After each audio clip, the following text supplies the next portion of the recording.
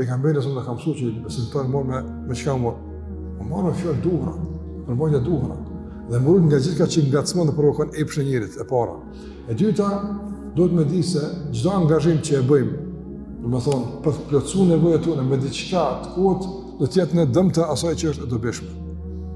Njëri që për shembull e gjen qetësinë në muzikë, e gjen për shembull pushimin në muzikë, nuk mundet me gjetë njëtën kur lexohet Kurani. Ose nuk mund as Kur'an me lexu realisht, apo me dëgju Kur'an për shkak se e ka gjetë një tjetër alternativë. Andaj Islami nuk lejon që njëri të ketë alternativë tjetër, çfarë do qoftë, që ja zaventson dëgjimin e fjalës së Allahut azza wa jall, që ja zaventson dëgjimin e Kur'anit, dëgjimin e Kur'anit. Besimtari qetësohet duke përmendur Allahun. Besimtari qetësohet duke lexuar fjalën e Allahut azza wa jall.